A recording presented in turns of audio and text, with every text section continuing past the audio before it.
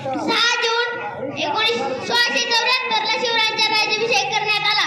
जनतेला न्यायप्रिय राजा मिळाला. शिवाजी महाराज एक आदर्श व लोक कल्याणकारी राजे होते. 3 एप्रिल 1680 ला शिवरायांची प्राणज्योत मालवली. जाता जाता एवढेच बोलू इच्छितो की नाही कुणापुढे झुकला, नाही कुणापुढे वाकला, भीती नाही कोणाला, वाघ म्हणतात या मधीला सामर्थ मराठा राजा शिवाजी ऐकला, राजा शिवाजी ऐकला.